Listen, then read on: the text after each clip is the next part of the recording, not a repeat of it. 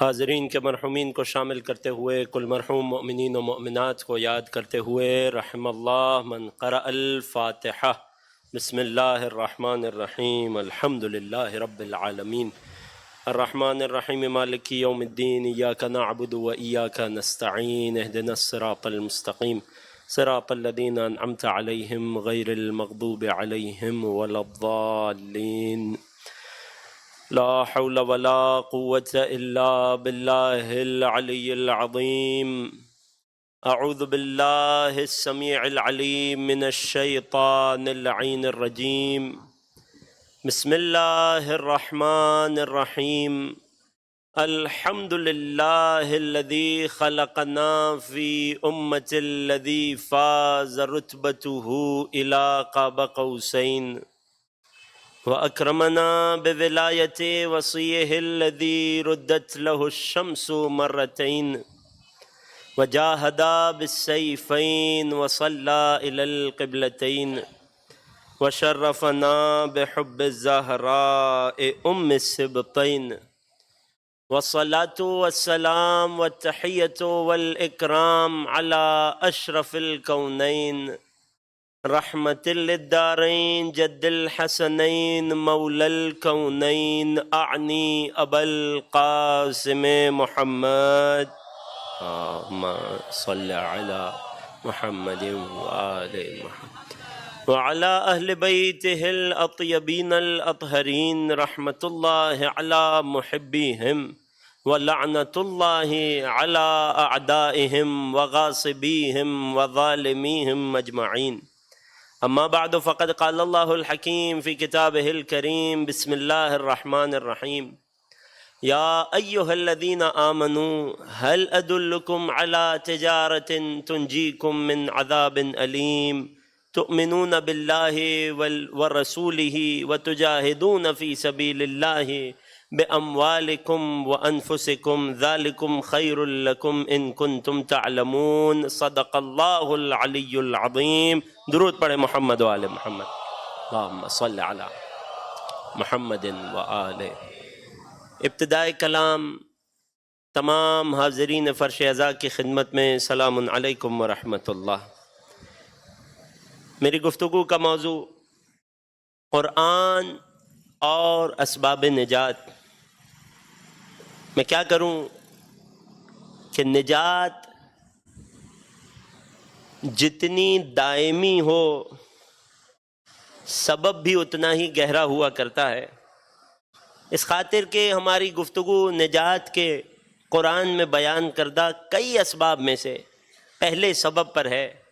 جب پروردگار نے سورہ صف کی آیت 10 میں ارشاد فرمایا، اے ایمان والوں، اے مومنوں، حل ادلکم، کیا میں تمہیں بتاؤں، علی تجارت، ایک ایسی تجارت، ایک ایسا کاروبار، تنجیکم من عذاب علیم، جو تمہیں دردناک عذاب سے بچا لے گا۔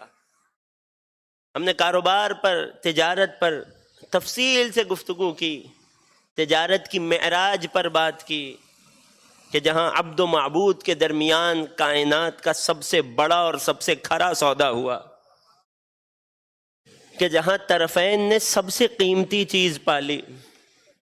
اس کے بعد پروردگار نے جب اس تجارت کے جو نجات کا سبب ہے، جو نجات دلاتی ہے دردناک عذاب سے، جب اس تجارت کی صفات کو گنوانا شروع کیا، یہ تجارت کیسے ہوتی ہے، کس انداز سے، کیا چیز پیش کروں میں پروردگار کی بارگاہ میں کہ مجھے نجات مل جائے، بدلے میں مجھے اپنی چیز میں پروردگار کو دوں، بدلے میں مجھے دردناک عذاب سے نجات مل جائے۔ خدا نے سب سے پہلی چیز بتائی، تؤمنون باللہ ورسولہ، کہ تم ایمان لاؤ اللہ اور اس کے رسول پر۔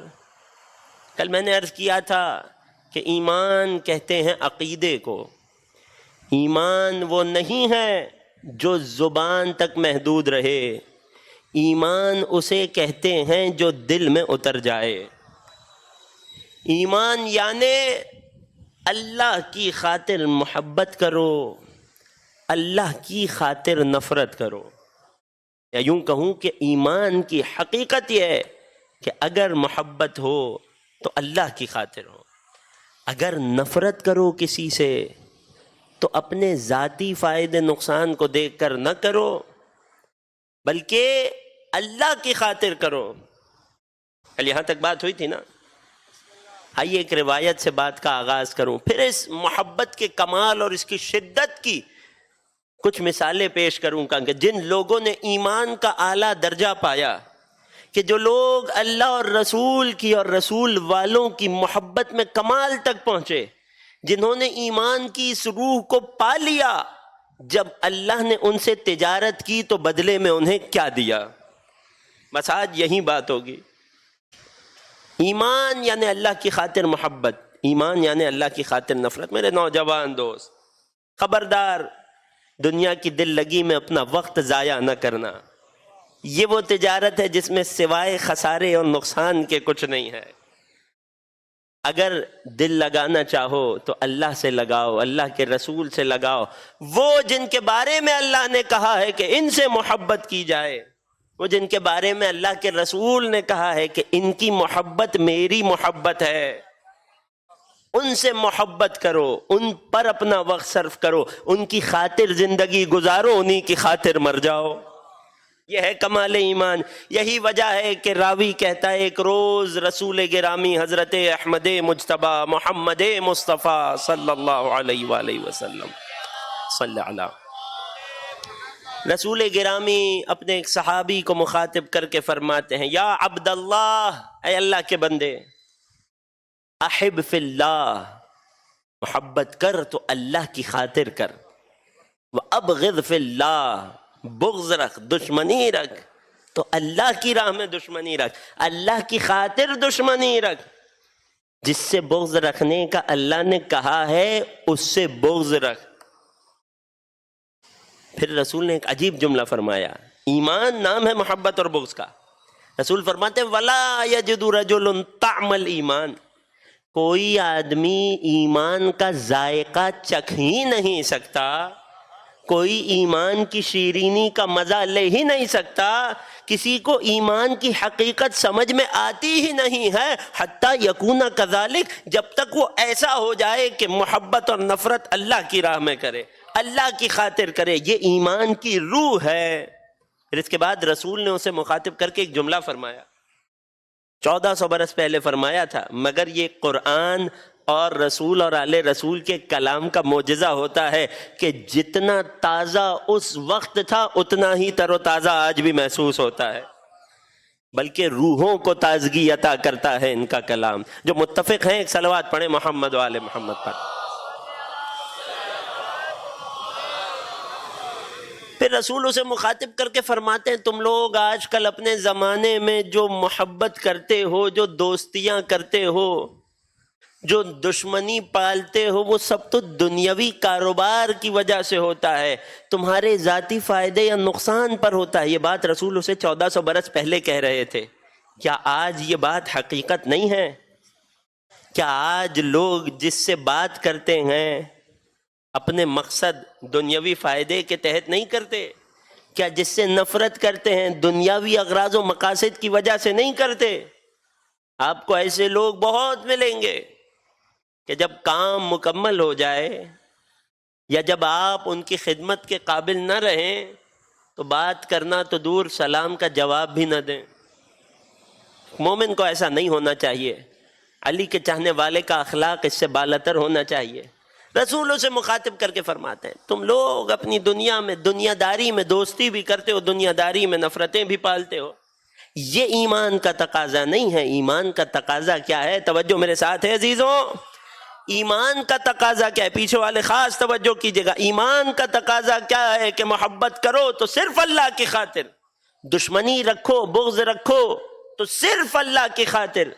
تو اس اللہ کے بندے نے پلٹ کر بڑا بنیادی سوال کیا، یا رسول اللہ وکیف لی ان اعلم، یا رسول اللہ مجھے کیسے خبر ہو، مجھے کیسے پتا ہو، توجہ کیجئے گا، مجھے کیسے پتا چلے کہ میری کون سی محبت اللہ کی خاطر ہے یا نہیں ہے، میری کون سی دشمنی اللہ کی خاطر ہے یا میری اپنی ذات کی وجہ سے ہے؟ مجھے کوئی معیار تو بتائیے، کوئی فارمولہ تو دیجئے، کوئی تعریف تو کیجئے، مجھے کیسے خبر ہو؟ وَمَنْ وَلِيُّ اللَّهِ حَتَّى أُوَالِي، اور مجھے کیسے پتا چلے کہ کون اللہ کا دوست ہے کہ میں بڑھ کے اس سے دوستی کر لوں؟ وَمَنْ عَدُوُّ اللَّهِ حَتَّى أُعَادِي، کون اللہ کا دشمن ہے کہ میں بڑھ کے اس سے دشمنی پال لوں، تاکہ میری محبت اور نفرت دونوں اللہ کی خاطر ہو جائے، تاکہ میں ایمان کا ذائقہ چکھ سکوں۔ رسول نے ایک اور کی طرف اشارہ کر کے سوال کیا، اَتَعْرِفُ هَذَا، کیا تو اس جوان کو جانتا ہے؟ کہنے لگا یا رسول اللہ، اس جوان کو مدینے میں کون نہیں جانتا، یہ آپ کا وصی ہے، آپ کا بھائی ہے، آپ کا جانشین ہے، آپ کا داماد ہے، یہ علی ابن ابی طالب ہے۔ بس زبان رسالت گویا ہوئی، ولی ھذا ولی اللہ فوالہ، اب جان لے یہ علی وہ معیار ہے کہ جو اللہ کی محبت و نفرت کا پیمانہ ہے۔ اس کا دوست اللہ کا دوست ہے، اس سے دوستی کر لے، اس کا دشمن اللہ کا دشمن ہے، دشمنی کر لے۔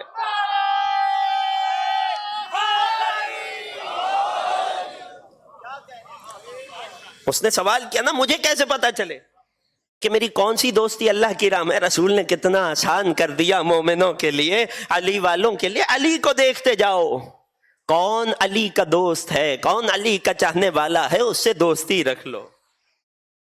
کون علی کا منکر ہے، کون علی کا دشمن ہے، اس سے دشمنی کر لو۔ کیوں؟ اس کا دوست اللہ کا دوست ہے، اس کا دشمن اللہ کا دشمن ہے۔ رسول نے بات یہاں تک نہیں روکی۔ یا رسول اللہ، بعض اوقات رشتہ داریاں، دوستیاں آڑے آ جاتی ہیں۔ فرماتے ہیں وَالِ وَلِيَّ هَذَا، اے سننے والے غور کر، اگر ایمان تک پہنچنا چاہتا ہے تو کل ایمان کی ایسی محبت دل میں اتار، والے ولی ہذا، اس کے دوست سے دوستی رکھنا، اسے چاہنے والے کو چاہنا، اسے چاہنے والے کے بارے میں دل میں خیر رکھنا۔ وَلَوْ كَانَ قَاتِلُ أَبِيكَ أَوْ وَلْدِكَ، چاہے وہ تیرے باپ یا اولاد کا قاتل ہی کیوں نہ ہو۔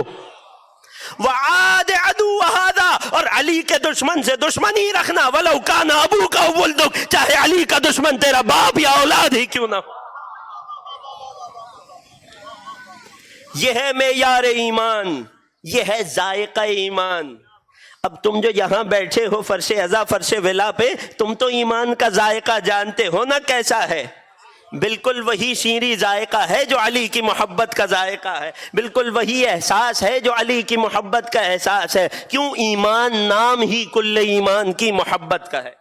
محبت ہو تو کل ایمان سے ہو یا کل ایمان کی خاطر ہو، دشمنی ہو تو کل ایمان کی خاطر ہو۔ ایمان کا کمال یہ ہے کہ انسان علی کی محبت میں خود کو ایسا گرفتار کر لے کہ اب نہ اپنی خاطر کسی کو چاہے، نہ اپنی خاطر کسی کا انکار کرے۔ جسے چاہے اس لیے چاہے کہ وہ چاہنے والا علی کا چاہنے والا ہے، جس کا انکار کرے اس لیے کرے کہ یہ انکار کرنے والا علی کا منکر ہے۔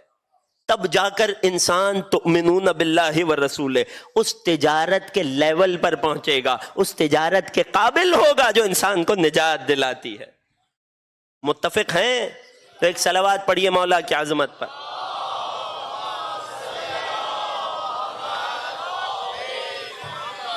بہت ضروری ہے، جس طرح ہر عمل کے کامیاب ہونے کے لیے، ہر عمل کے درست ہونے کے لیے، ہر عمل کے قبول ہونے کے لیے جس طرح سے خلوص نیت ضروری ہے، اس طرح علی سے بھی خالص محبت ضروری ہے۔ میں نے کل عرض کیا نا، ایمان کیا ہے؟ محبت اور بغض ہے۔ ایمان کا حق یہ ہے کہ انسان اپنے ایمان میں بھی مخلص ہو۔ جن 14 سے اللہ نے محبت کا کہا ہے ان سے ٹوٹ کر محبت کرے اور ان سے محبت کو خالص رکھے، یعنی ان 14 حجتوں جیسی محبت کسی اور 15ویں سے نہ کرے۔ جس تک پیغام پہنچ رہا ہو، یہ محبت کو خالص رکھنے کا تقاضا ہے، وگرنہ محبت اہل بیت خالص نہ رہے گی۔ غور کریں، اپنی محبت و نفرت کا معیار محمد و آل محمد کو بنا لیجئے۔ بات کو ایک منزل اور آگے بڑھاؤں، بعض جوانوں کے ذہنوں میں سوال آیا ہوگا، کیا کوئی علی سے ایسی محبت بھی کر سکتا ہے؟ کیسے علی سے ایسی محبت کی جاتی ہے کہ جو ایمان کا معیار بن جائے؟ واقعہ پیش کروں، عجیب اور لطیف روایت ہے، چھٹے امام سے روایت ہے، اللہم صلی علی محمد وعلی محمد، چھٹے امام صادق آل محمد امام جعفر صادق کی عظمت پر مل کر ایک صلوات پڑھیے، اللہم صلی علی۔ اپنے اصحاب کو بیٹھ کر محبت کا پیمانہ بتا رہے تھے، ایمان کے تقاضے سکھا رہے تھے، اور جو اس درجے کا ایمان اللہ کی بارگاہ میں لے کر پہنچے تو اس کی تجارت کتنی نفع بخش ہوتی ہے، اسے بدلے میں کیا ملتا ہے، اللہ اس کے ایمان کی قیمت کیا لگاتا ہے۔ فرماتے ہیں ایک روز رسول گرامی مدینے کی ایک گلی میں تشریف فرما تھے، مولائے کائنات ان کے ساتھ تھے، سامنے سے 4 سیاہ فام غلاموں کو آتے دیکھا کہ ان چاروں نے اپنے کاندھے پہ ایک اور حبشی غلام کا جنازہ اٹھایا ہوا تھا۔ منظر تصور کر رہے ہیں؟ عرب و عجم کا شہنشاہ، اللہ کا آخری نبی، اپنے وسیع کے ساتھ اپنے شہر، اپنے بسائے، اپنے آباد کیے، اپنے محکوم شہر مدینہ منورہ کی ایک گلی میں ہے، سامنے سے کس کا جنازہ آ رہا ہے؟ ایک حبشی غلام کا۔ جب وہ غلام گزرنے لگے، اسے قبرستان لے کر جا رہے تھے، رسول نے انہیں اپنے پاس بلا لیا اور علی کو مخاطب کر کے پوچھا، غلام کے میت کے چہرے سے چادر کو ہٹایا اور علی کو مخاطب کر کے پوچھا، اے علی کیا اسے جانتے ہو؟ اس غلام کا، اس حبشی غلام کا نام ریاح ہے، یہ فلاں قبیلے کا غلام تھا۔ علی نے مسکرا کر فرمایا، یا رسول اللہ میں اسے جانتا ہوں۔ اے علی آپ اسے کیسے جانتے ہیں؟ اللہ اکبر! علی والوں، علی کی محبت میں گرفتار لوگوں، علی علی کرنے والوں، علی کے نام پہ لطف لینے والوں، جھومنے والوں، توجہ کرنا، کاش جس طرح سے علی نے اس حبشی غلام کی میت کو پہچانا تھا، روز محشر مجھے اور آپ کو پہچان لیں، ہماری تجارت کامیاب ہو جائے، ہمارا سودا فائدے کا سودا ہو جائے۔ اے علی آپ اسے کیسے جانتے ہیں؟ فرماتے یا رسول اللہ میں اس ریاح کو ایسے جانتا ہوں کہ یہ اپنے قبیلے میں بڑی مشقت کیا کرتا تھا، اس کی ڈیوٹی بڑی محنت کی ڈیوٹی تھی، اس کے مالکان جب اس سے محنت لے لیتے تو اسے زنجیروں میں جھکڑ لیتے تھے، اس کے پیروں میں ہر وقت غلامی کی 2 زنجیریں رہا کرتی تھی۔ یا رسول اللہ مگر اس غلام کی ایک بات تھی جس وجہ سے یہ مجھ علی کو یاد رہ گیا، وہ کیا بات تھی؟ یا رسول اللہ جب بھی میں مدینے کی کسی گلی سے گزر رہا ہوتا اور اس غلام کے سامنے سے گزرتا، کلما رآنی حجل فی قیودہ، جب بھی مجھے دیکھتا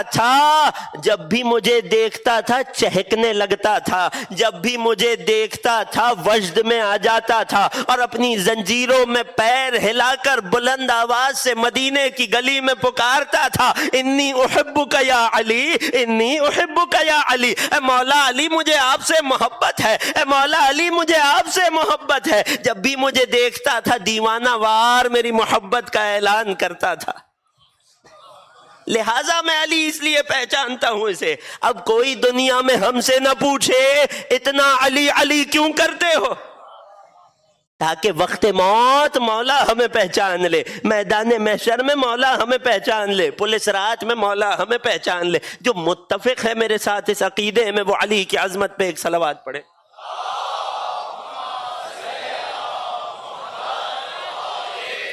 کلما رآنی حجل فی قیودہ، امالی شیخ توسی میں انہوں نے اس روایت کو لکھا، علی اللہ مقامہ، یا رسول اللہ جب بھی مجھے دیکھتا تھا جھوم کر میرا نام پکار کے کہتا تھا، یا علی احبک، علی کی محبت کو دل میں چھپا کے نہیں رکھتا تھا، اپنے مولا کی محبت کا برملا اعلان کرتا تھا، اے علی مجھے آپ سے محبت ہے۔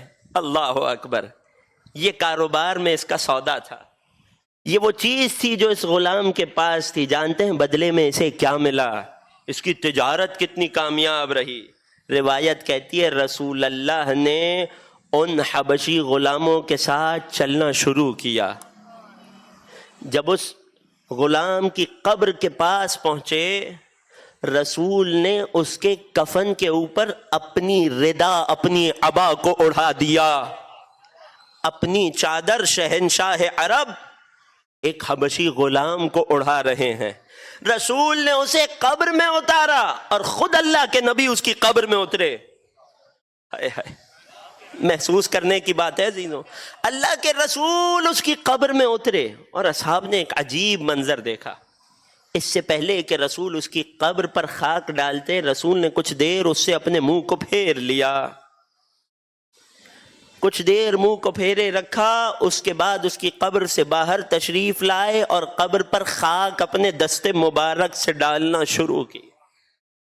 جب اسے دفن کر دیا، اصحاب نے حیرت سے پوچھا، یا رسول اللہ، یہ اتنی عزت کیوں دی جا رہی ہے غلام کو؟ حبشی غلام تھا، سیاہ فام غلام تھا، مر گیا، اتنی عزت کیوں دی جا رہی ہے؟ اور اس سے پہلے تو یہ بتائیے کہ جب آپ نے اسے اتنی عزت دے دی، اپنی عبا، اپنی چادر اسے کفن کے طور پر دے دی، توجہ میرے ساتھ ہے، اپنی چادر اپنے کفن کے، اس کے کفن کے طور پر اسے، توجہ کیجئے گا، جسے رسول کی چادر کفن کے طور پر مل جائے۔ ہمارا شرف یہ ہوتا ہے کہ ہم کربلا میں حسین کے روضے سے مس ہوا ہوا کفن لاتے ہیں۔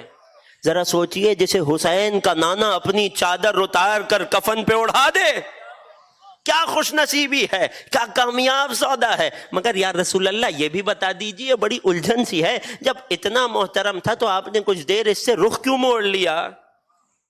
فرماتے ہیں جب میں نے اسے قبر میں اتارا، مات ظمآن، یہ مرا تھا تو شدید پیاس کے عالم میں مرا تھا۔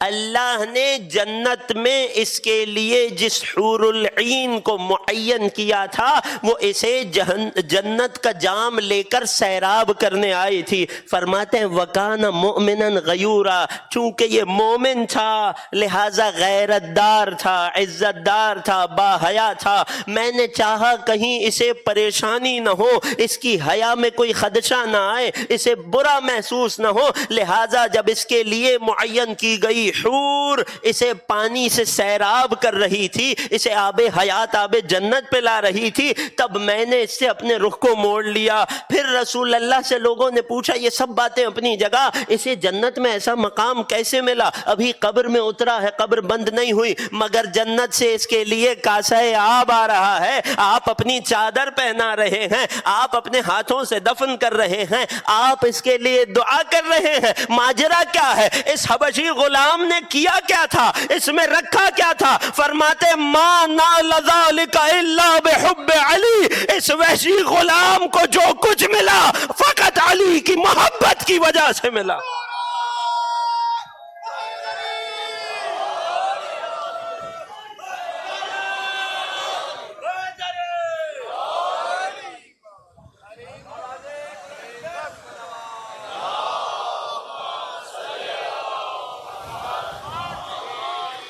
ما نال ذلک الا بحب علی، اللہ اکبر، اسے جو کچھ بھی ملا علی کی محبت کی وجہ سے ملا۔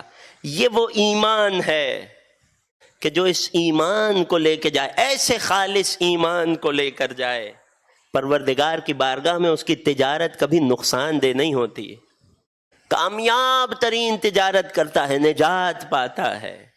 مگر یہ مرحلہ کب آتا ہے؟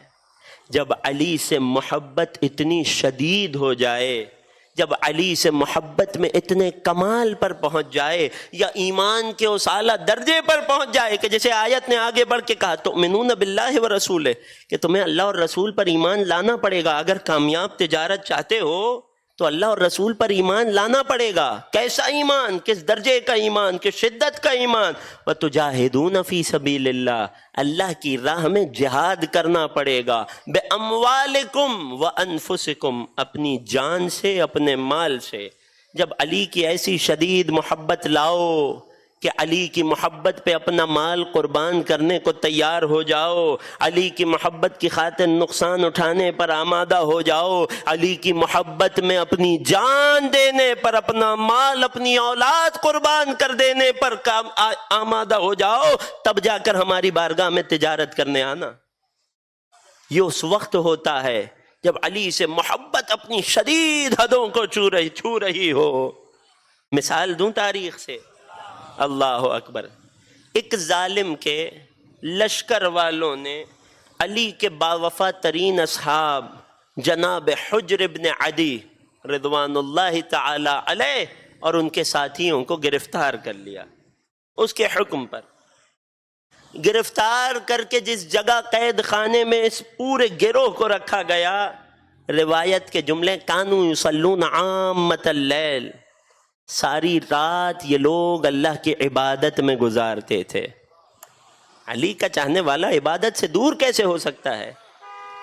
اسے تو بس اتنا سوچنا چاہیے، کچھ نہ سوچے، بس اتنا دیکھے میرے مولا کو کیا پسند تھا. اگر میرا مولا رات میں 1000 رکعت نماز پڑھتا تھا تو میں 10 رکعت ہی پڑھ لوں. کہاں میرے مولا کی 1000 رکعت کی نماز، کہاں میری معمولی سی 10 رکعت نماز. مگر بات یہ ہوتی ہے جناب، جس سے محبت ہو جاتی ہے انسان اس کے جیسا بننے کی کوشش کرتا ہے، انسان خود کو اس کی مرضی میں ڈھالنے کی کوشش کرتا ہے. یہ حجر ابن عدی اور ان کے ساتھی، علی کے صحابی، علی کے سچے عاشق، ایمان کے اعلیٰ ترین درجے پر فائز لوگ، جب انہیں قید کیا گیا رات بھر یہ لوگ قید خانے میں نماز پڑھا کرتے تھے، عبادت کیا کرتے تھے. ایک موقع آیا جب دن کی روشنی میں اسی ظالم کے ہرکاروں نے ان سب کو قید خانے سے لیا اور انہیں کھلے میدان میں لائے، اور کھلے میدان میں لا کر انہیں کہنے لگے کہ ہمیں امر یہ ہوا ہے اسی ظالم کی طرف سے کہ یا تو تم لوگ علی کو چھوڑ دو. توجہ میرے ساتھ ہے نہیں ہے؟ اگر آمادہ ہے میں واقعے کو آگے بڑھانا چاہتا ہوں، توجہ کا اظہار کیجئے. ایک درود پڑھیے محمد و آل محمد پر.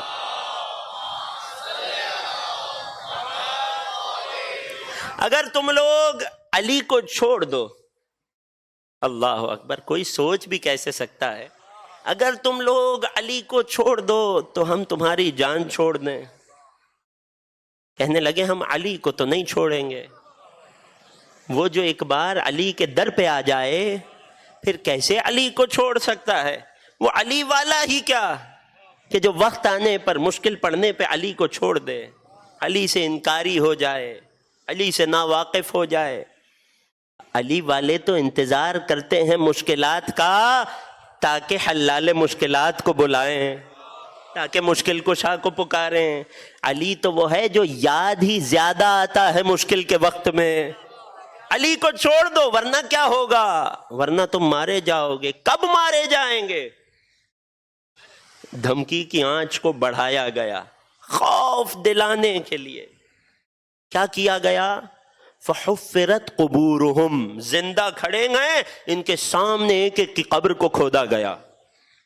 ذرا منظر تصور کرنا علی والوں، ہم سب علی کی محبت کے دعوے دار ہیں نا، ذرا اس درجے کو دیکھنا کہ جو علی کے تربیتی یافتہ ہوں، جو علی کے محبت میں گرفتار ہوں.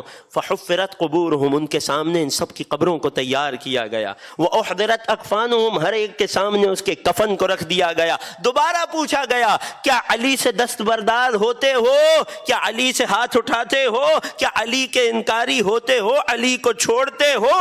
ہر ایک نے انکار میں سر کو ہلا دیا، یہاں تک کہ ایک ایک کو قتل کیا جانے لگا. اور ہر ایک کے قتل کے بعد باقیوں سے پوچھا جاتا کیا اب بھی اپنے فیصلے پر قائم ہو؟ ارے پوچھنے والے ذرا ان کا دل چیر کر دیکھ، جس طرح سے تو قتل کیے جا رہا ہے ان کی محبت کی شدت بڑھتی جا رہی ہے. متفق ہونا، علی والا تو مشکل میں گر کر اور تپش سے اپنے مولا کو چاہتا ہے. ایک ایک قتل ہوتے رہے یہاں تک کہ بات جناب حجر ابن عدی پر آ گئی. اے حجر، اب آپ کے قتل کی باری ہے. فرمایا مجھے اتنی اجازت دو ان اتوضا واصلی، بس ایک وضو کر لوں. اور مجھ حجر نے کبھی ایسا وضو نہیں کیا جس کے بعد نماز نہ پڑھی ہو، لہٰذا ایک نماز پڑھ لوں. خوب توجہ کیجیے گا، ایک وضو کر لوں اور ایک نماز پڑھ لوں. حجر کو اجازت دے دی گئی. حجر نے نماز پڑھی. کیسی نماز پڑھی؟ فاستعجل فی صلاته. عجیب جملے ہیں روایت کے. روایت کہتی ہے حجر نے نماز تو پڑھی 2 رکعت مگر بہت جلدی جلدی پڑھی. اور نماز پڑھتے ہی کیا جملہ کا توجہ ہے؟ جملہ حوالے کر رہا ہوں. نماز پڑھتے ہی کیا جملہ کہا؟ کہنے لگے وَلَوْلَا أَنْ أَخَافَ أَنْ تَظُنُّونَ بِيَّ أَنِّي خِفْتُ مِنَ الْمَوْتِ لَاسْتَكْثَرْتُ مِنْهَا. یہ نماز حجر کی زندگی کی سب سے جلدی میں پڑھی جانے والی نماز ہے. اگر مجھے یہ گمان نہ ہوتا، اگر مجھے یہ خوف نہ ہوتا کہ تم میرے بارے میں بدگمانی کرو گے، تمہیں لگے گا حجر موت کے خوف سے لمبی نماز پڑھ رہا ہے تو میں اس نماز کو بھی طولانی کر دیتا. یہ نماز تو حجر کی زندگی میں سب سے مختصر اور تیز پڑھی گئی نماز ہے. حجر نے لوگوں کو بتایا، علی کے دشمنوں کو بتایا کہ حجر موت کے خوف میں نماز نہیں پڑھ رہا تھا، علی کی ملاقات کے شوق میں نماز پڑھ رہا تھا.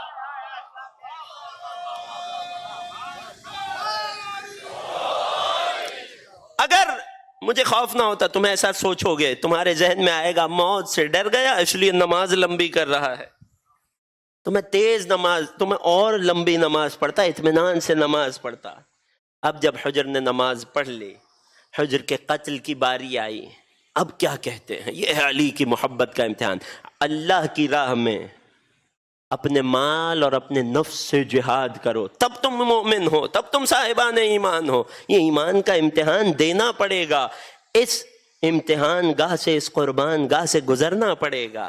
حجر نے اپنے قاتلوں سے سوال کیا، ان امرتم ان تقتلوا ولدی، اگر تمہیں میرے ساتھ ساتھ میرے جوان بیٹے کو مارنے کا حکم بھی ہے تو فقتلوہ اولا، اسے پہلے قتل کرو. علی والوں توجہ میرے ساتھ ہے، ایمان کی شدت سنانے لگا ہوں، ایمان کا کمال سنانے لگا ہوں، کیسی تجارت ہو رہی ہے. اگر تمہیں میرے بیٹے کو مارنے کا حکم ہے، مجھ حجر سے پہلے میرے بیٹے کو قتل کرو. لوگوں نے طنز کیا ہے حجر اس بڑھاپے میں جوان کا غم دیکھنا چاہتا ہے. کہنے لگا نہیں، جوان کا غم نہیں دیکھنا چاہتا ہوں، مجھے اپنے بیٹے کی جان سے زیادہ اس کے ایمان کا خوف ہے. کہتے ہیں وَلَوْلَا أَنِّي أَخَافُ، ارے مجھے خوف اس بات کا ہے اِذَا يَرَى هَوْلَ السَّيْفِ عَلَىٰ عُنُقِي، اگر یہ بیٹا اپنے باپ کی گردن پہ تلوار کی نوک کو، دھار کو دیکھے گا تو مجھے ڈر ہے ان يرجع عن ولایت علی، تو میری گردن پہ تلوار دیکھ کر کہیں علی کی ولایت سے نہ پھر جائے.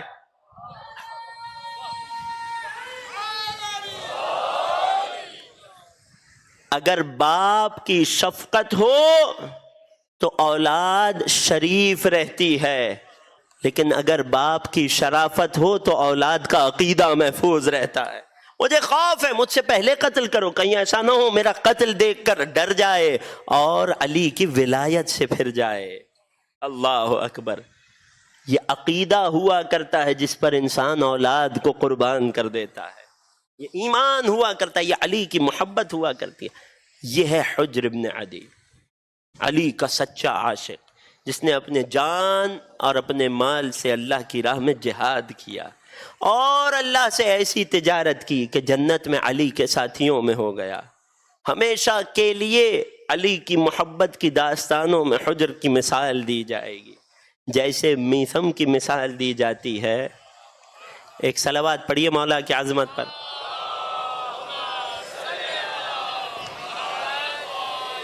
اور کیوں نہ حجر علی سے ایسی محبت کرتا، کیوں نہ حجر علی کو اتنا ٹوٹ کر چاہتا کہ علی کی محبت ہی تو ایمان کی بنیادی شرط ہے.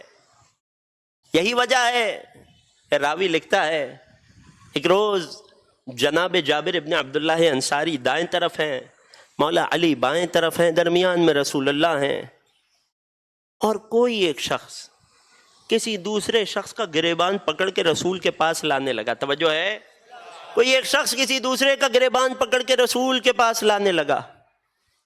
رسول نے پوچھا بات کیا ہے، گریبان تک کیوں بات آ گئی؟ کہنے لگا یا رسول اللہ، یہ آپ سے جھوٹ باندھ رہا ہے، یا آپ کی حدیث لوگوں کو سنا رہا ہے.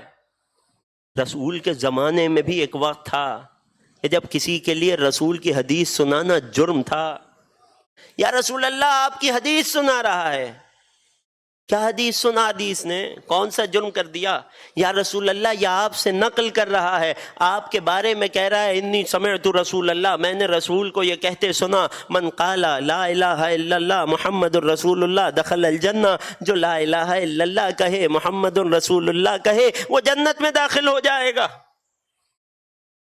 تو تجھے کیا پریشانی ہے؟ کسی کا جنت میں جانا تجھے کیوں برا لگ رہا ہے؟ اب رسول سے زیادہ انہیں فکر لوگوں کے اعمال کی، کہنے لگا یا رسول اللہ وَإِنَّ النَّاسَ إِذَا سَمِعُوا هَذَا فَرَّطُوا فِي الْأَعْمَالِ، لوگ اگر اس حدیث کو سنیں گے تو عمل میں کوتاہی کریں گے۔ یا رسول اللہ لوگ اگر اس حدیث کو سنیں گے تو عمل میں کمزوری دکھائیں گے، تو کیا آپ نے یہ فرمایا ہے؟ انت قلت ھذا، یا رسول اللہ کیا آپ کی حدیث ہے؟ فرمایا نعم میں نے ہی کہا ہے، جو لا الہ الا اللہ پر عقیدہ رکھے، محمد الرسول اللہ کا عقیدہ رکھے وہ جنت میں داخل ہو جائے گا، مگر ایک شرط ہے۔ یا رسول اللہ شرط کیا ہے؟ اذا تمسک بمحبت ھذا و ولایت، اگر اس علی کی محبت اور ولایت کا دامن تھاما ہوا ہو۔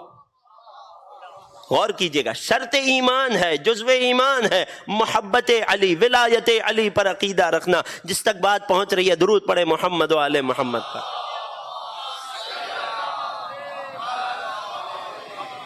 اور کوئی پریشانی کی بات نہیں ہے، کل تمہید عرض کی تھی نا کہ ابدی زندگی کا فیصلہ، قیامت میں جو ہمیشہ کا فیصلہ ہونا ہے وہ عقیدے پہ ہونا ہے۔ عمل کی مشکلات برزخ میں دیکھی جائیں گی، یہاں تک کہ ائمہ نے بتایا کوئی ہوگا کہ جس تک برزخ میں ہماری شفاعت تک پہنچنے میں کچھ 1000 سال لگ جائیں گے، ہماری شفاعت میں کمی نہیں ہوگی، اس کے عمل میں اتنی خرابی ہوگی، مگر جب بات محشر کی آئے تو وہاں فیصلہ عقیدے پر ہونا ہے۔ جو ایمان خالص لے کے جائے گا، شرائط سے بھرپور ایمان لے کر جائے گا، وہ نجات پائے گا۔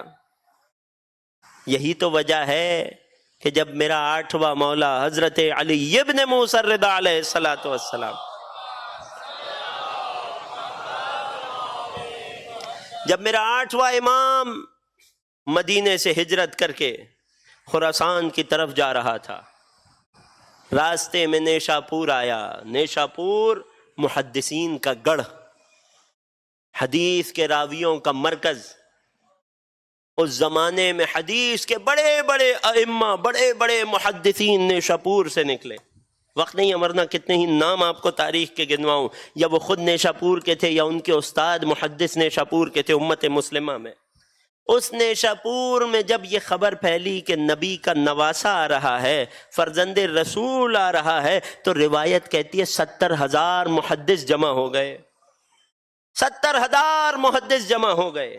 اب ذرا منظر کو تصور کیجئے گا، 70,000 کا مجمع، ایک دو نہیں، 70,000 محدث، عام لوگ نہیں، حدیث نقل کرنے والے عالم حدیث، 70,000 ماہرین حدیث جمع ہو گئے۔ کس کے انتظار میں؟ فرزند رسول کی سواری کے انتظار میں۔ ادھر سواری نیشاپور میں داخل ہوئی، ادھر 70,000 محدثوں نے چاروں جانب سے گھیر لیا، سب کے ہاتھ میں کاغذ ہے، قلم ہے۔ توجہ کیجئے گا، لوگ آواز دے رہے ہیں اے فرزند رسول ذرا چہرہ تو دکھائیے، ہم رسالت کے نقوش دیکھنا چاہتے ہیں۔ جب 8ویں امام نے اپنی اماری کے پردے کو ہٹایا تو اب جنہیں دیدار رسالت کا اشتیاق تھا، جب زیارت ہو گئی، دیدار ہو گیا، تو اب ان کا اشتیاق بڑھا کہ اب رسول کا لہجہ بھی سنیں۔ فرزند رسول حدثنا عن جدک، آپ نواسہ رسول ہیں، آپ نبی کی آل ہیں، آپ نبی کے بیٹے ہیں، اپنے نانا سے کوئی حدیث سنائیے۔ ہم 70,000 محدث کاغذ اور قلم ہاتھ میں لیے انتظار کر رہے ہیں۔ توجہ کیجئے گا عزیزوں، کوئی نتیجہ دینا چاہتا ہوں، ہم 70,000 محدث کاغذ قلم ہاتھ میں لیے انتظار کر رہے ہیں، اپنے نانا کی کوئی ایک حدیث سنا دیجئے۔ وہ محدث تھے، ان تک ہزاروں حدیثیں پہنچی تھیں، مگر کیا خاص تھا اس حدیث میں جو امام رضا سے سننا چاہتے تھے؟ بس اتنا تھا کہ کوئی نبی کی حدیث گویا کہ نبی کے لہجے میں سننا چاہتے تھے۔ آج تک تو ان تک جو نبی کی حدیث پہنچی تھی نہ جانے کتنے واسطوں وسیلوں سے پہنچی تھی، آج نبی کی حدیث اس سے سننا چاہتے تھے جو نبی کے علم کا وارث تھا۔ تھوڑا سا غور کیجئے گا، 70,000 محدث ہیں، فرزند رسول کی سواری کو گھیرے ہوئے کاغذ قلم ہاتھ میں لیے کھڑے ہیں۔ مجھے کہنے دو، کل جس پہلے محمد کو ایک کاغذ قلم نہ دیا گیا، آج 8ویں محمد کی راہ میں 70,000 کاغذ قلم انتظار کر رہے ہیں، یہ کہیں اور ہم لکھیں۔ اور میں قربان جاؤں حکمت امامت پر، مولا رضا نے کیا تمہید باندھی ہے۔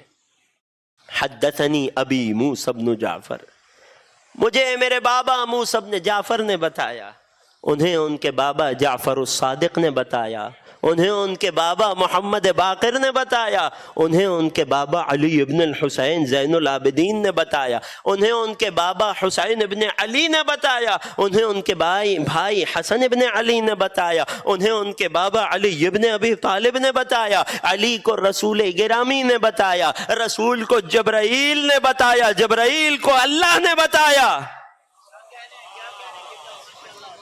یہ سند کہ جس کے ہر راوی معصوم ہو، سوائے عصمت کے دروازے سے کسی کے نہیں مل سکتی، سوائے امام کے گھرانے کے کوئی یہ سند نہیں لا سکتا کہ جس کے سلسلے کا ہر راوی معصوم ہو۔ خود 8ویں آقا سے لے کر اللہ تک سلسلہ سند، عجیب سلسلہ سند۔ حدیث تو چھوڑیے، اس سلسلہ سند پر داد دیتے جائیے۔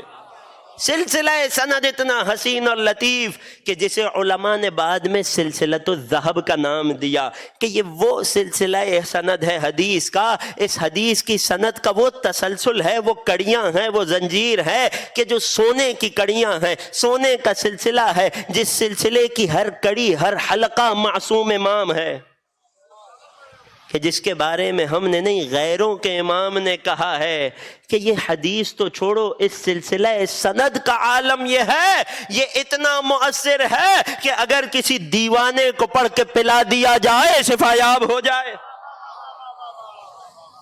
ایک درود پڑھیے محمد و آل محمد کی عظمت۔ نہیں عزیزوں، سلسلہ ذہب کی بات ہے، میں نے اتنے ائمہ، اتنے معصومین کے نام لیے ہیں، ذرا ایک ساتھ سب کی عظمت پر ایک ساتھ درود پڑھ دیں محمد و آل محمد۔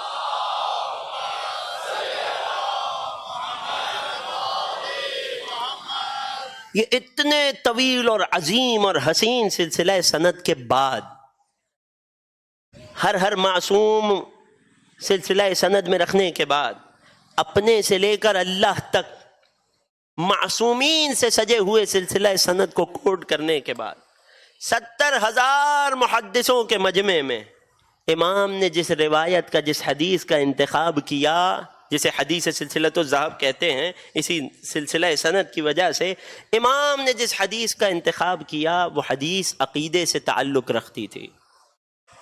خوب غور کیجئے گا کیا نقل کیا۔ اللہ فرماتا ہے، کیا فرماتا ہے؟ کلمۃ لا الہ الا اللہ حسنی، لا الہ الا اللہ کا کلمہ، کلمہ توحید، عقیدہ توحید مجھ اللہ کا قلعہ ہے۔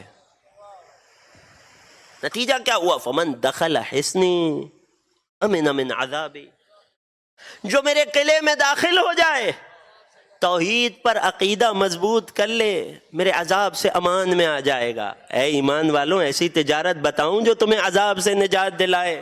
اللہ اور رسول پر ایمان لاؤ۔ یہ حدیث سلسلۃ الذہب اسی آیت کی تفسیر ہی تو ہے۔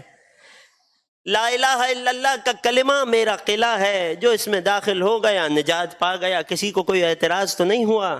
سب محدثوں نے اس حدیث کو لکھا۔ امام کی اماری کا پردہ گرا، سواری چلنے لگی، 2 قدم آگے بڑھی، چند قدم آگے بڑھی، دوبارہ سواری رکی، دوبارہ امام نے اماری کے پردے کو اٹھایا، اور یہاں امام نے اپنی اونٹنی کو روک کر میدان میں پردے کو اٹھا کر لوگوں کو غدیر کی یاد دلائی کہ اگر علی کی ولایت سنانے کے لیے میں امام معصوم رک گیا، میری سواری رک گئی، تو حیرت کیا، یہ اعلان ولایت تو وہ ہے جسے سنانے رسول کو بھی رکنا پڑتا ہے۔ اب دوبارہ سواری اماری کا پردہ اٹھا، فرماتے ہیں ولیکن بشروطہا، لیکن اس قلعہ لا الہ الا اللہ میں داخلے کی کچھ شرطیں ہیں، کہیں ایسا نہ ہو تمہارے گمان میں فلاں عمل فلاں تسبیح آ جائے۔ فوراً سے بڑھ کے فرمایا وَأَنَا مِن شُرُوطِهَا، میں علی ابن موسیٰ الرضا اس کی شرطوں میں سے ایک ہوں۔ غور کیا آپ نے؟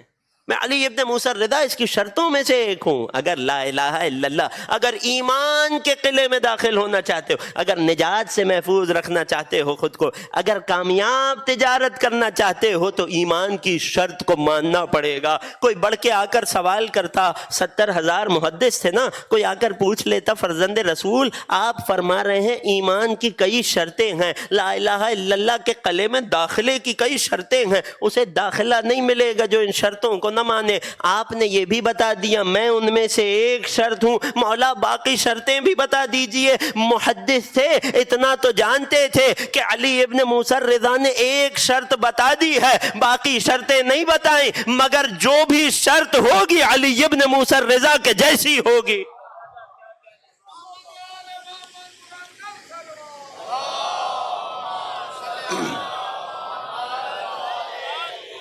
وَأَنَا مِن شُرُوطِهَا، میں کلمہ توحید کی شرطوں میں سے ایک ہوں۔ اس وقت تک نجات نہیں پائے گا کوئی موحد جب تک رسول اور آل رسول کی مودت کو دل میں نہ سجا لے، اور یہی تجارت کا تقاضا ہے کہ تجارت شرطوں کے ساتھ ہو، جس چیز کا آرڈر آیا ہو وہی پہنچائی جائے بغیر رد و بدل کے۔ اللہ کی بارگاہ میں انسان لے جائے تو اصلی ایمان لے جائے، ایمان کا کوئی نسخہ نہ لے جائے۔ وَأَنَا مِن شُرُوطِهَا، میں اس کی شرطوں میں سے ایک شرط ہوں۔ غور کیا آپ نے؟ یہ ہے وہ ایمان کی حقیقت، یہ ہے وہ تجارت جو انسان کو دردناک عذاب سے بچاتی ہے۔ اور اگر اس ایمان کی حقیقت پر کسی کو فائز دیکھنا ہو، میں دوبارہ جملہ کہہ رہا ہوں تاکہ بعض کی توجہ واپس آ جائے، اور اگر اس ایمان کی حقیقت پر کسی کو فائز دیکھنا ہو تو آؤ کربلا والوں کو دیکھو کہ جنہوں نے ایسی تجارت کی، اپنے نفس اور اپنے مال سے، ایمان بھی تھا، ایمان کی شرطیں بھی پوری تھیں، حسین پر سچا عقیدہ تھا، حسین سے سچی محبت تھی، حسین ان کا دین تھا، حسین ان کا قبلہ تھا، حسین ان کا ایمان تھا، حسین ان کا سب کچھ تھا۔ یہی تو وجہ ہے کہ حسین نے کربلا پہنچنے کے بعد ان میں سے کچھ خاص کو یاد فرمایا، ایک خط لکھا قاصد کو دیا، جاؤ کوفے میں میرے کمسنی کے دوست حبیب ابن مظاہر تک پہنچاؤ، خوش نصیبی یہ حبیب نواسہ رسول جسے یاد کرے۔ قاصد حبیب کے گھر پہنچا، دروازے پہ دستک دی، حبیب دسترخوان پہ بیٹھے تھے، پوچھا کون ہے؟ آنے والے نے آواز دی انا برید الحسین، حسین کا قاصد ہوں۔ حبیب سے زیادہ کون حسین کو پہچانتا ہے؟ انسان کو سب سے زیادہ اس کے دوست ہی تو جانتے ہیں۔ حبیب سے زیادہ کسے حسین کی معرفت ہے؟ زوجہ کا امتحان لینا چاہتے تھے، کہنے لگے ابھی میں دسترخوان پہ ہوں۔ زوجہ بھی حبیب کی زوجہ تھی، چہرے پہ جلال آیا ہے، حبیب نواسہ رسول کا خط آیا ہے، تو دسترخوان پہ ہے؟ اللہ اکبر۔ حبیب آزما رہے ہیں، اپنی جگہ سے اٹھے، قاصد سے خط لیا، پیشانی پہ لگایا، آنکھوں سے مس کیا، بوسہ دیا، خط کو کھولا، 2 جملے لکھے تھے، من حسین ابن علی الی حبیب ابن مظاہر۔ دوست کی جانب سے ایک دوست کے نام یہ خط ہے، حسین کی جانب سے حبیب کے نام یہ خط ہے۔ اما بعد فقد تعرف قرابتنا من رسول اللہ، 2 جملے لکھے تھے حسین نے۔ دوست وہ ہوتا ہے جسے مصیبت میں بلانے کے لیے زیادہ صفائی نہ دینی پڑے۔ 2 جملے لکھے تھے، حبیب تم تو نبی سے ہمارا رشتہ جانتے ہو نا، آج نبی کا نواسہ کربلا میں دشمنوں میں گھر چکا ہے، اگر ہو سکے تو ہماری مدد کے لیے پہنچ جاؤ۔ حبیب تو اپنی کمسنی سے اس بشارت کے انتظار میں تھا۔ پھر امتحان لینا چاہا، آزمانا چاہا، خط پڑھ کے سوچنے لگا۔ زوجہ نے تڑپ کر پوچھا کیا لکھا ہے؟ کہتے ہیں حسین کربلا میں ہے، دشمنوں کے نرغے میں ہے، مدد کے لیے بلا رہے ہیں، تو کیا سوچتا ہے؟ کہنے لگے میں سوچ رہا ہوں۔ زوجہ کے چہرے پہ پھر جلال آیا، اے حبیب اگر تو حسین کے بلانے پر بھی سوچ رہا ہے، لا اپنی تلوار مجھے دے، میں اپنے آقا پر قربان ہو جاؤں۔ زوجہ کے ایمان کو جانچ لیا، اپنے غلام کو بلایا۔ کوفے کے حالات بہت سنگین ہیں، سخت پہرے ہیں، کوئی غلام پر توجہ نہیں کرے گا۔ حبیب جیسے وجی کو تو لوگ پہچانتے ہیں نا، کوئی غلام پر نگاہ نہیں کرے گا۔ جا کوفے سے باہر فلاں بیابان، فلاں جھاڑیوں میں میری سواری کو لے جا، میری تلوار کو لے جا۔ جب رات تاریک ہو جائے گی، شہر سنسان ہو جائے گا، میں حبیب رات کی تاریکی میں خود کو چھپا کر تجھ تک آؤں گا اور اپنی سواری پر آقا حسین کی طرف کربلا جاؤں گا۔ تاریخ نے عجیب منظر لکھا۔ آمادہ ہو، میں تمہیں حسین کی غربت سنانے لگا ہوں۔ تاریخ نے عجیب منظر لکھا۔ حبیب کو غلام تک پہنچنے میں کچھ تاخیر ہوئی حالات کی باعث۔ جب حبیب غلام کے نزدیک آئے، رات تاریک ہے، کیا دیکھا؟ غلام نے گھوڑے کی گردن میں ہاتھ رکھا ہوا ہے اور اسے کہہ رہا ہے، سرگوشی کر رہا ہے، تو غم نہ کر، تو فکر نہ کر، اگر میرا آقا ڈر جائے گا، اگر میرا آقا نہ آئے گا، میں تجھ پہ سوار ہو کر زہرا کے لال کی مدد کو جاؤں گا۔ حبیب کی آنکھوں سے آنسو جاری ہوئے، ہائے حسین اتنا غریب ہو گیا کہ غلام ترس کھانے لگے۔ اجرکم علی اللہ، اجرکم علی الزہرا، اپنی آوازوں کو آزاد چھوڑنا۔ حبیب سوار ہوئے، کربلا کا رخ کیا۔ ادھر خیمہ زینب علیا میں بہن بھائی سے کہتی ہے، بھیا جب سے ہم کربلا آئے ہیں، روزانہ ہزاروں کے لشکر میں دشمنوں میں اضافہ ہوتا جا رہا ہے، امداد پر امداد آتی جا رہی ہے۔ کیا کوئی نواسہ رسول کا مددگار بھی ہے؟ کیا کوئی ہماری حمایت کرنے والا بھی ہے؟ حسین نے بہن کو دلاسا دیا، بہن ہماری حمایت کرنے والا بھی آنے والا ہے، راستے میں ہے، بہت جلد پہنچ جائے گا۔ اسی اثنا میں آواز آئی، حبیب ابن مظاہر آ رہے ہیں۔ حسین استقبال کو آگے بڑھے، بہن کے خیمے میں آ کے بتایا، میرا بچپن کا ساتھی حبیب میری مدد کو آیا ہے۔ دختر رسول، دختر علی کہتی ہیں، اے حسین حبیب کو ہمارا سلام کہنا۔ حسین حبیب کے پاس آئے، بہن زینب نے سلام کہا ہے، سر کو جھکایا، وعلیہ السلام۔ ہائے علی کی بیٹیوں کی غربت کہ ہم جیسوں کو سلام بھیج رہی ہے۔ کتنا تنہا ہے حسین، کتنے تنہا ہے کربلا والے۔ حسین نے حبیب سے کچھ باتیں کی، یہاں تک کہ روز عاشور آیا۔ اب اصحاب باوفا قربان ہونے لگے۔ حبیب کا ایک اور گہرا دوست ہے مسلم ابن اوسجہ، حبیب سے پہلے میدان جنگ میں گیا ہے، سن رسیدہ ہے، اس سن رسیدگی میں خوب جنگ کی ہے۔ مسلم ابن اوسجہ کو 17 نیزوں کے زخم آئے۔ جب زخموں سے چور چور ہو کر زمین کربلا پہ آئے، آواز دی، السلام علیک یا ابا عبداللہ۔ ادھر سے حسین پہنچتے ہیں، ادھر سے حبیب مسلم کے سرہانے پہنچتے ہیں۔ حسین کو دیکھ کر ایک جملہ کہا مسلم ابن اوسجہ نے، حل وفیت یا ابن رسول اللہ، اے نواسہ رسول کیا میں نے وفا کر دی؟ اجرکم علی اللہ، اجرکم علی الزہرا۔ حسین نے مسلم کو نگاہ حسرت سے دیکھا، اے مسلم تو نے وفا کا حق ادا کر دیا، انت امامی فی الجنہ، تو جنت میں مجھ سے پہلے پہنچنے والا ہے، میرے نانا کی بارگاہ میں جانے والا ہے۔ حبیب مسلم کے پاس بیٹھے، اے مسلم یوں تو ہم بھی کچھ دیر بعد مارے جائیں گے، مگر دوستی کا تقاضا یہ ہے اگر کوئی وصیت ہو تو مجھے کر دے۔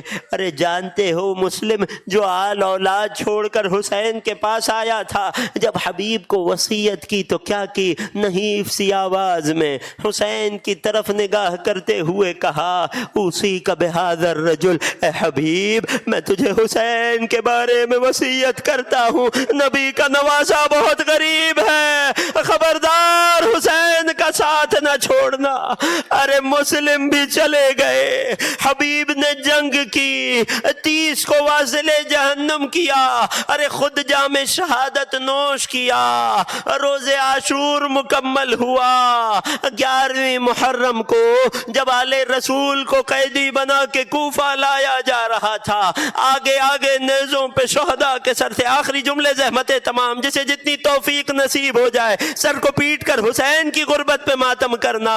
آگے آگے شہداء کے سر نیزوں پہ بلند تھے، پیچھے پیچھے بے کجاوا اونٹوں پہ علی کی بیٹیاں سوار تھی، ہاتھ پسے گردن بنے تھے، درمیان میں ایک مجبور، ایک لاچار، ایک بیمار، ایک قیدی، ہاتھوں میں ہتھکڑیاں، پیروں میں بیڑیاں، چل رہا ہے۔ آگے آگے نیزوں پہ شہیدوں کے سر چل رہے ہیں۔ ارے تاریخ کہتی ہے جب یہ اسیروں کا قافلہ کوفے کے قریب پہنچا، ایک جوان آیا، ایک گھڑ سوار آیا، اپنے کچھ دوستوں کے ساتھ اس قافلے پہ حملہ آور ہوا، لعینوں سے کچھ جنگ کی، نیزے سے حبیب کا سر اتارا، اپنے سینے سے لگایا، حبیب کی پیشانی کو بوسہ دیا، اور ایک جملہ کہتے ہوئے دوبارہ کوفے کی سمت چلا گیا۔ یہ کہتا جاتا تھا، باپ کو چومتا جاتا تھا، اے بابا حبیب، جس کا جوان بیٹا زندہ ہو اس کے باپ کا سر نیزے پہ بلند نہیں ہوتا۔ ارے چوتھے امام کے کانوں میں یہ جملہ پڑا، بابا کے سر کا رخ کیا، اے بابا اپنے بیمار بیٹے کو معاف کر دینا، نہ میں غسل دے سکا نہ کفن دے سکا۔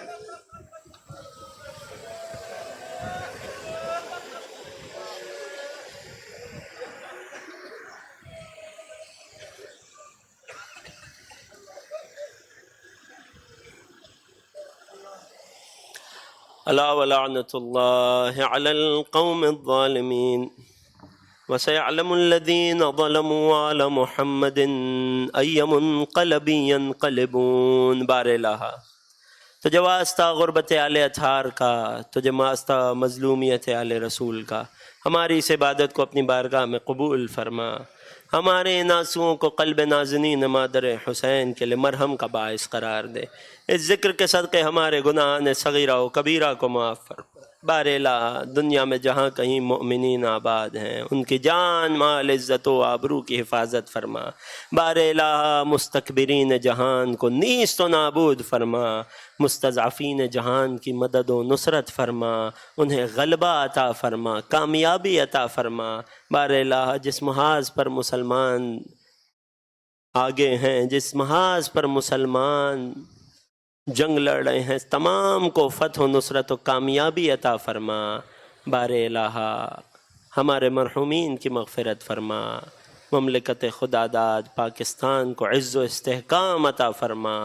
سب سے بڑی دعا، سب سے بڑی آرزو، سب مل کر آمین کہیے گا۔ منجی بشر، منتقم کربلا، فرزند زہرا، قائم آل محمد کے ظہور میں تعجیل فرما، ہمیں مولا کے آوان انصار مددگاروں میں شمار فرما۔